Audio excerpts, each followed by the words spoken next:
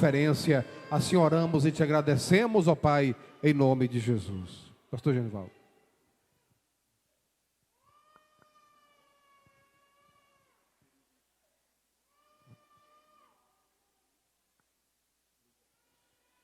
Glória a Deus. Queridos, quero com muita alegria saudá-los com a paz do Senhor. Ainda sobre os vossos pés,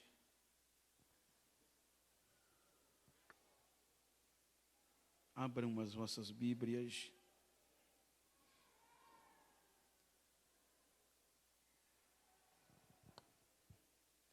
no livro do profeta Isaías, capítulo 40.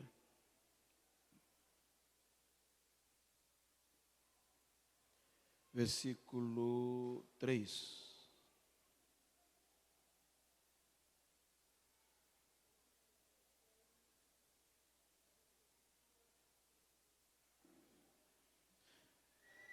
O texto diz o seguinte: vós que proclama no deserto, restaurai o caminho do Senhor,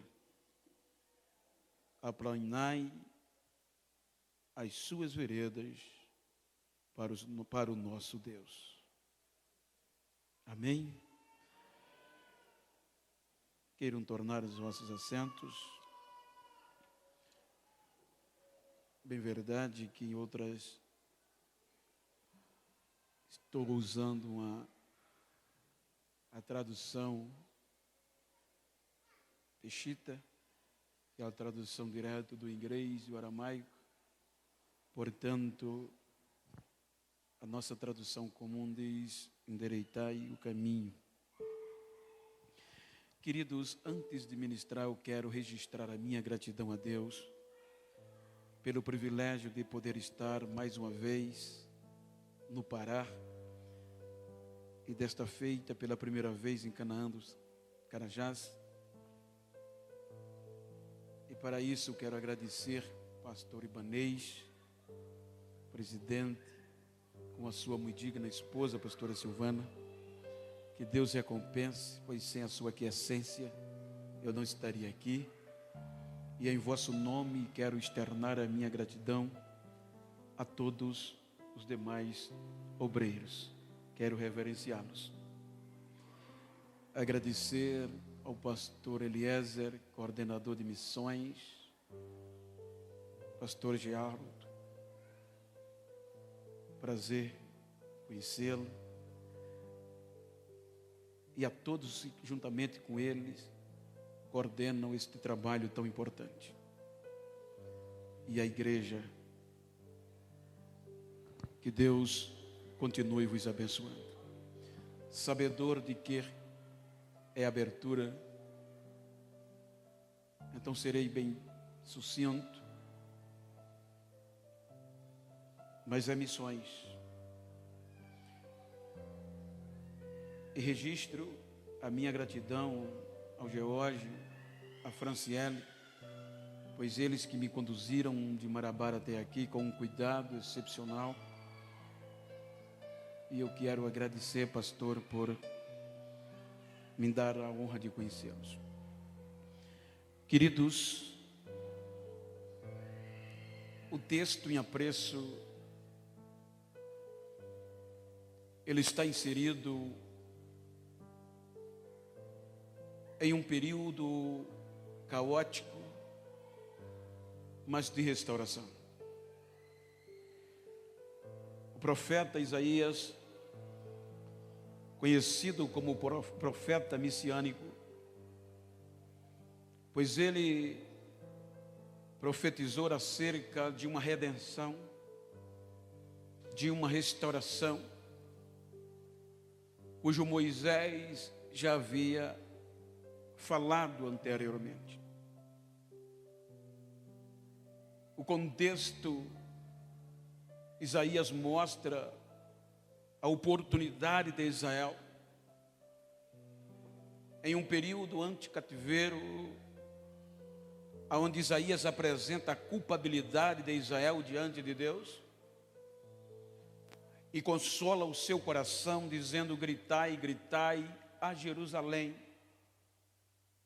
pois os seus erros já foram pagos em dobros por Deus. Então ele profere esta leitura, esta palavra que nós lemos, acerca de uma esperança redentora. Percebemos que Isaías advertiu, posteriormente o caos se estabeleceu, e com o caos estabelecido, Israel não se tocou o maior projeto missionário de uma visão transcultural. Pois foi esse o objetivo de Deus, levantar a Israel para ser o ponto principal de esperança para a redenção da alma humana.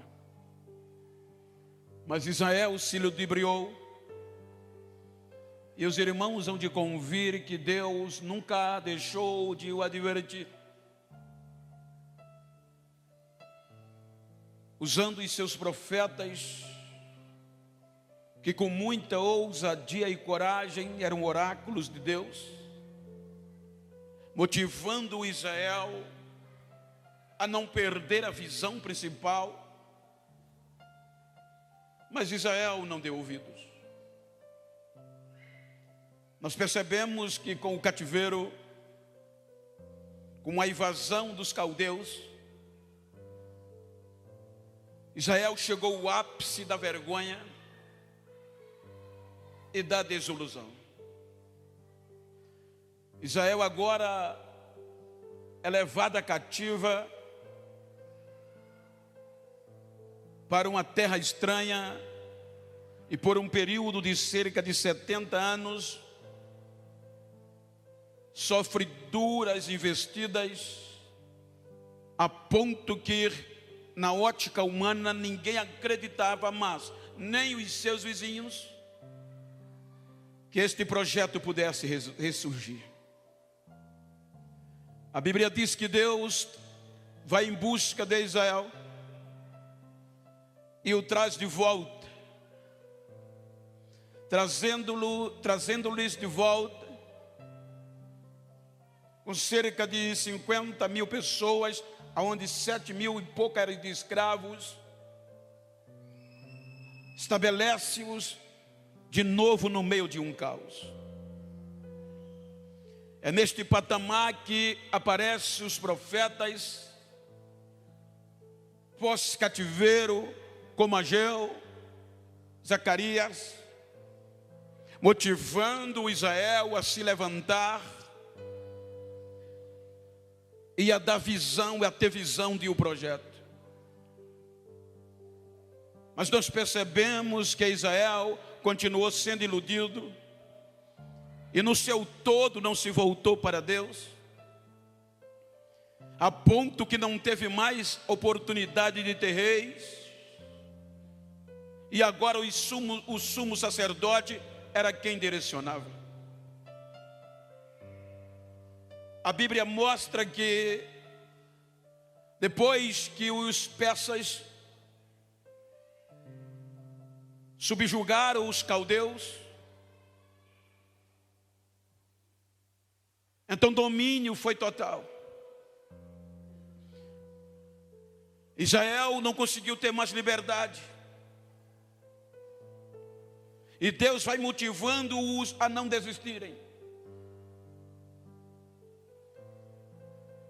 Posteriormente, veio um dos mais tenebrosos, temidos império da época, chamado grego macedônio. Se nós observarmos este projeto missionário, foi criado em um berço espiritual,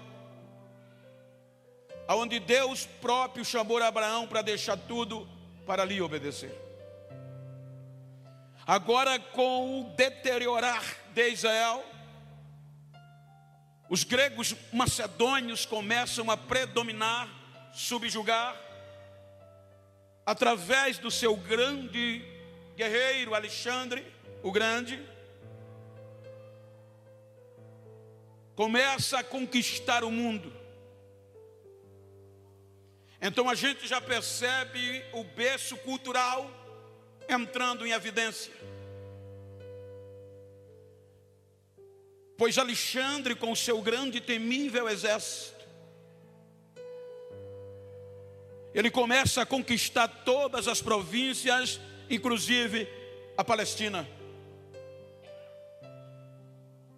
Os gregos tinham uma cultura diferente do Oriente. Então, quando a Palestina é dominada pelo grego macedônio, este império, agora os próprios hebreus eram motivados pelo Alexandre e todo o seu contexto administrativo a aderir à cultura grega. Então, por isso, eles davam incentivos financeiros a todas as províncias que eram por eles subjugadas para aderir à cultura grega. Então, sendo assim, uma nova geração de hebreus que ia surgindo, ia deixando os princípios hebraicos para trás, porque estava ficando no tempo. A ponto que o próprio contexto, projeto, a nova geração, os pais, não tem como comportar, porque agora ser hebreu era retrógrado, ser grego era moderno. Então, como isso tudo sempre acompanhou a humanidade, a história cultural mostra que agora as alianças dos hebreus com Deus eram eliminadas, porque uma nova geração que via surgindo e aderindo à cultura grega, e esta cultura ia se enraizando, a ponto de muitos hebreus ter o desejo de disputar os Jogos Olímpicos, porque era fantástico. Então muitos jovens queriam disputar sendo hebreu, mas para isso, diz a história que os corredores do atletismo corriam nus. E como os hebreus tinham o sinal da aliança pela circuncisão, eles agora esqueciam o princípio da aliança entre Deus e Abraão, entre Deus e o projeto, faziam uma cirurgia, tirava o sinal da circuncisão, porque era vergonhoso para um hebreu,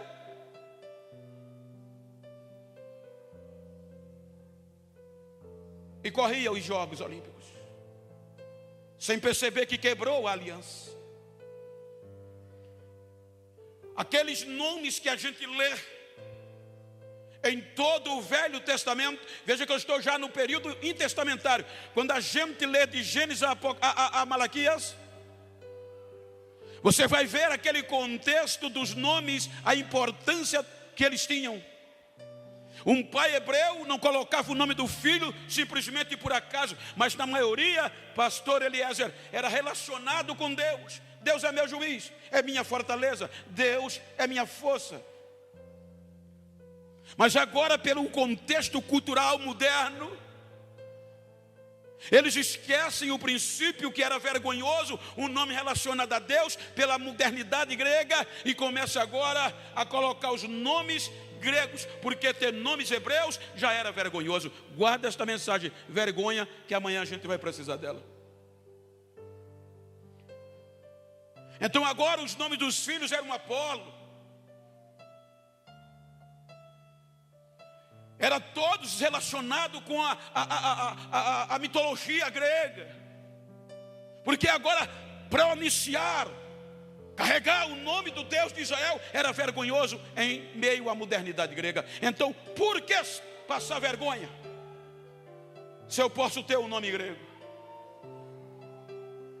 O comportamento, como vestes e outros, que eram característicos hebraicos, foram deixando para trás, porque agora se parecer com o hebreu era vergonha no meio de uma modernidade. Eu lembro de um certo teólogo que século passado ensinava os seus discípulos, seus alunos, que ele dizia: pregue em todo tempo, preguem, e se preciso for, use palavras. Isso implica dizer que o comportamento fala mais do que palavras.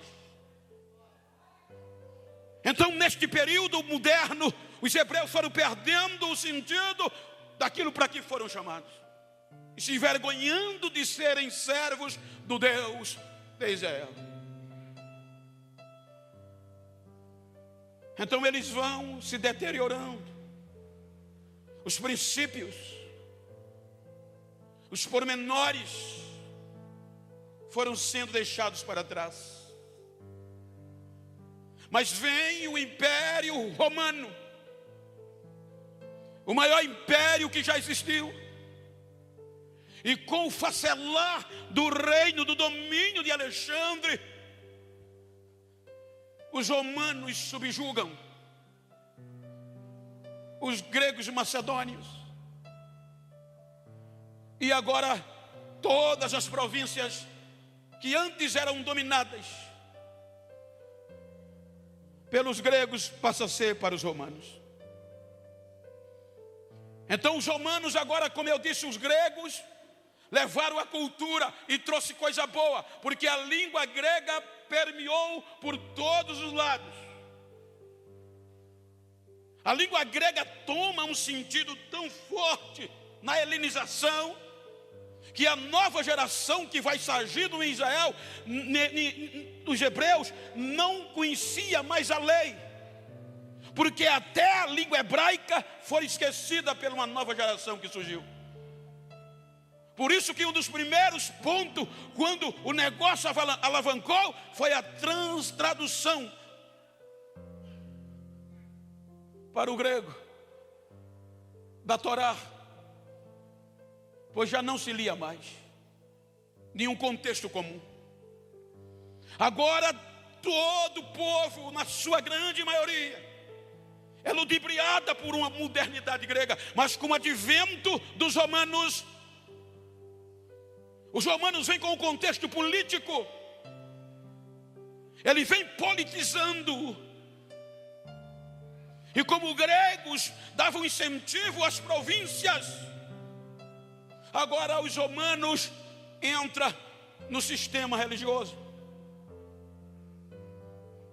Então agora a alta cúpula sacerdotal, os romanos agora o tornam dependente, a ponto que o sumo sacerdote só era garantido no cargo se evitasse a desordem dentro da Judeia e Jerusalém. Então agora a propina para todos os lados. O sentido básico do céu é deixado de lado. O grupo que dominava a religião, o grupo que escolhia os seus sacerdotes saduceus, era o principal não acreditar em vida após a morte. Pois a Bíblia diz que os saduceus não acreditavam em ressurreição. Então agora começa a segregação. Este período intertestamentário foi caótico espiritualmente. Agora, de uma forma contundente, escutem, eu não estou falando contra a politização, não estou tocando nisso, estou falando no contexto histórico. A Bíblia, a história nos mostra que o império comandava por intermédio de Herodes, que foi enviado pelo imperador para a Palestina, com suporte político e dívida política. Então Herodes, para agradar os judeus e ter popularidade, ele traz à tona o grande, esperado e luxuoso templo. Templo que quem passava caía os lábios. E com isso ele vai tendo popularidade, mas infiltrando-se dentro, a ponto que o templo de Jerusalém era a maior instituição financeira da sua época. Então o espiritual, o projeto em si vai se deixando de lado. E aí começa a segregação racial, de uma forma mais direta e sem misericórdia. Agora eram separados quem fazia parte do jogo. Aquela proposta de redenção é esquecida de amor e misericórdia.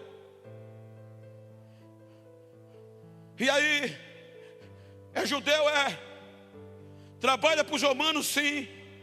Faz o quê? Sou cobrador de imposto. É maldito. Então a autocúpula ensinava aos judeus considerados limpos: não se juntem com os cobradores de impostos, são pecadores. Segregavam.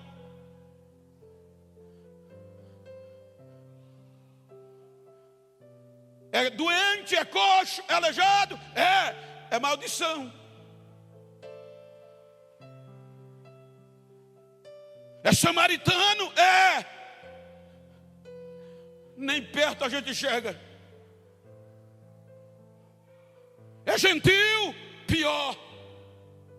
Se a segregação entre eles já existia, para os gentios eram considerados não ninguém, não era considerado gente por parte do sistema religioso.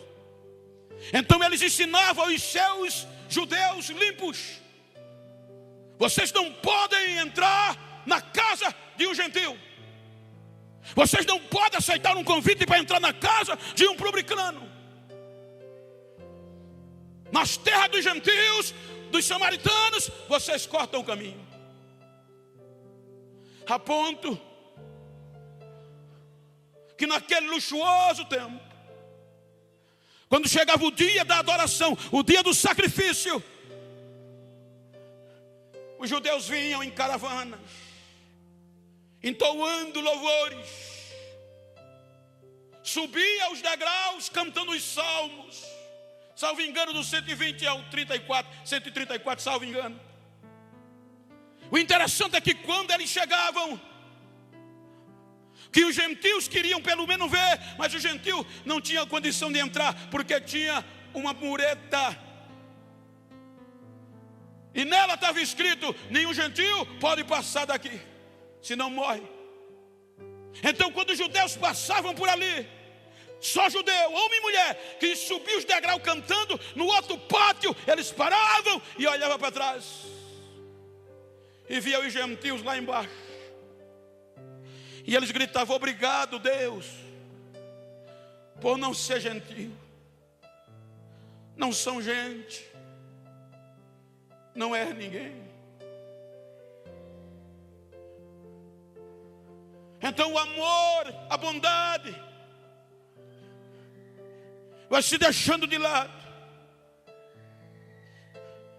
Lia a lei, mas não exercia.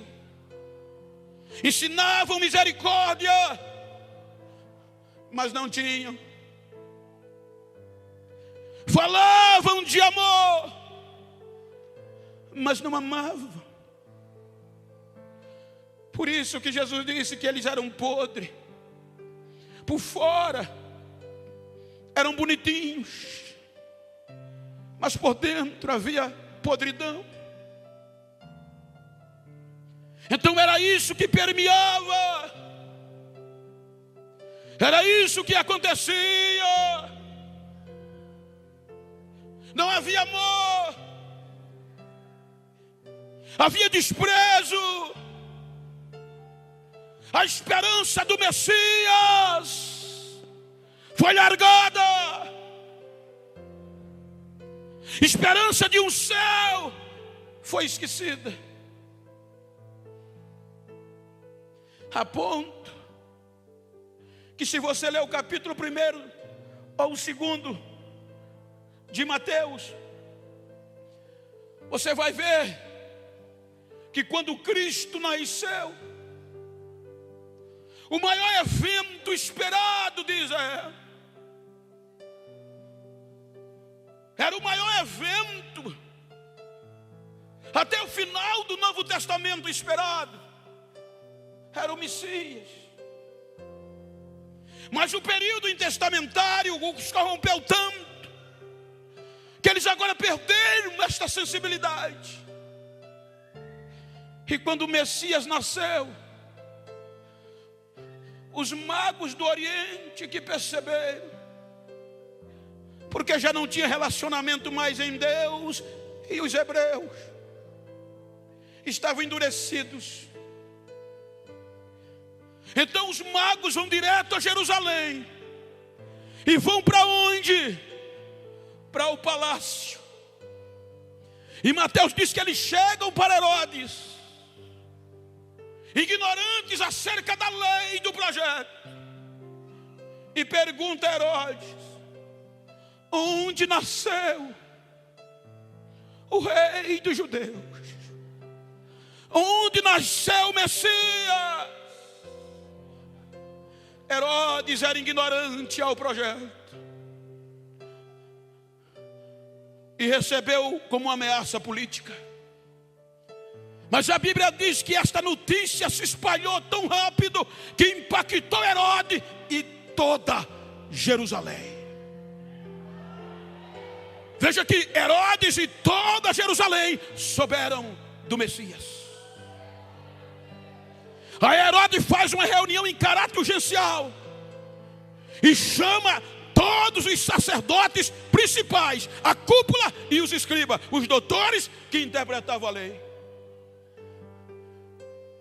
e indaga-os, dizendo-lhes: onde há de nascer o vosso Messias, ou o rei dos judeus? Então os escribas disseram: as escrituras dizem que é em Belém, porque está escrito: e tu, Belém Efrata, de ti nascerá aquele. Pequenas entre todas, mas de ti sairá aquele que há de redimir Israel.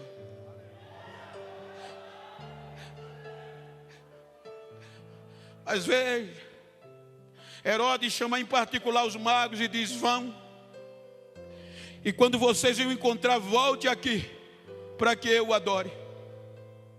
Veja a insensibilidade. Os magos foram a Belém, ignorantes ao projeto. O que custava, gente? Como toda Jerusalém foi impactada, como todos os principais sacerdotes souberam e os escribas, o que custava alguém pegar um jumentinho, um camelo? Vou lá ver. Mas Jesus era uma ameaça política para Herodes, uma ameaça para os sacerdotes, porque eles iam perder a mamata, e uma ameaça para o povo, que ia tirá-lo do consumismo e ia quebrá-los no meio. Então ninguém se interessou. Com 2 anos depois, como os magos não voltaram, Herodes faz uma carnificina infantil. Mas Deus diz a José: sai e vai para o Egito, porque Herodes quer matar o projeto. Depois ele volta. 29 anos se passaram. Oculto, anônimo. A última aparição era a tradição judaica no templo sabatinário. 700 anos depois, Aí aparece alguém trilhando essa estrada. E precisava ter coragem, porque havia corrupção. Aí tem um jovem pregando. E não estava pregando pelo YouTube nem a live. Não estava usando microfibra.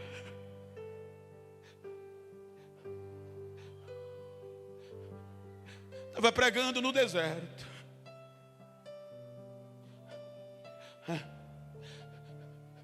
Precisava ter coragem. Porque todo Israel havia se envergonhado.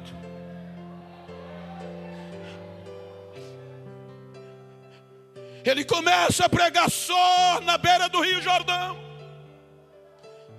E começa a pregar: arrependei-vos.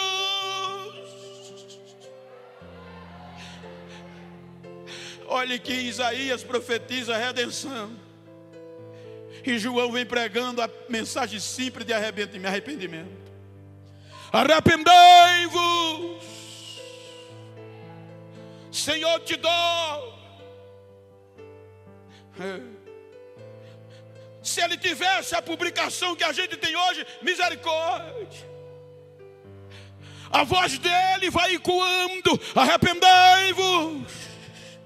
Produzir fruto digno de arrependimento. Porque o machado já está colocado na raiz. E quem não produzir fruto vai ser cortado e jogado no fogo. Precisava ter coragem para trilhar este caminho, este projeto.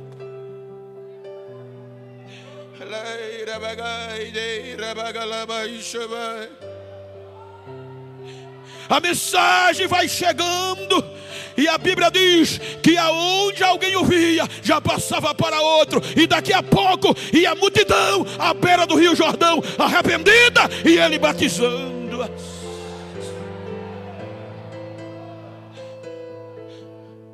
A coragem dele foi tamanha que a notícia chegou em Jerusalém. Conjecturando, alguém vai dizer em Jerusalém, quando João capítulo 3, salvo engano, quando João fala do testemunho de João, vou parafrasear a notícia deste rapaz sozinho, pregando uma mensagem que há 700 anos atrás havia sido profetizada, sem temer, pregando a verdade, sem papo na língua. Chegou na cúpula de Jerusalém. Alguém vai dizer: tem um doido ali, ó. Tem um maluco pregando arrependimento, está descendo a madeira, mas tudo que ele fala é verdade. Aí João, o apóstolo, escreve dizendo: e os de Jerusalém. Quando ele está dizendo isso, é o topo. Mandaram sacerdote e levitas e até o Rio Jordão. Vão saber quem é esse rapaz. Eles vão, quando chegam lá, vê João batizando. Para aqueles que já chegavam quebrantados, ele gritava: arrependei-vos. Para aqueles que chegavam querendo agradar, ele dizia: raça de víbora. Então, quando esses chegam de Jerusalém para o batismo, e como era uma autoridade sacerdotal, e na lei, em todo tempo, o sacerdote tem que ser respeitado. Se o sacerdote chega, tem que parar tudo. Eu até hoje, o meu pastor, onde ele chega, eu não falo. Se eu vou andando com o meu pastor, eu não dou um passo, ele tem que ir na frente e eu atrás. Se eu vou dirigindo o meu carro, não passo o carro dele. Então, quando os sacerdotes chegaram, João para, que era filho de sacerdote. Aí o sacerdote pergunta a ele, não chama nem pelo nome, diz: os de Jerusalém. Ou seja, os nossos líderes mandaram perguntar: quem é você? Quem és tu? Aí João diz, e João não negou, ele disse: eu não sou o Cristo. És tu Elias? Questionaram, ele disse: não sou. És tu profeta? Também não. Ora, se tu não é Elias, não é profeta e nem é o Messias, como é que você batiza? Quem é você? Aí João diz: eu sou uma voz que clama no deserto: endireitai os vossos caminhos, como disse o profeta Isaías. A hora chegou.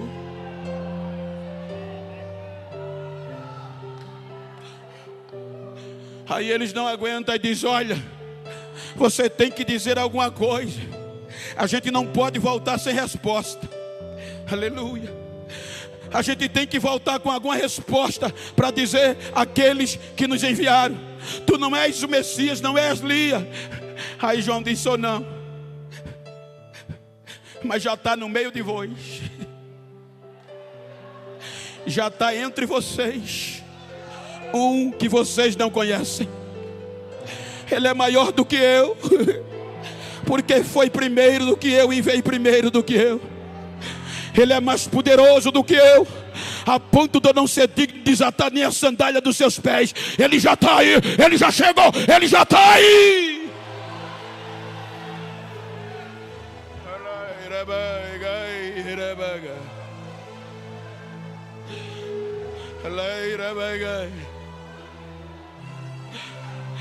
Pela ética, pela submissão a que eu sou criado. Fique de pé, por favor, e amanhã a gente continua.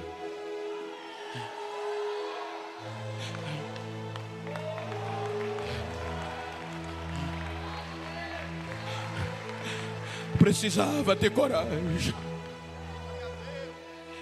para pregar o que João pregou. Diga para quem está ao seu lado: precisava ter coragem.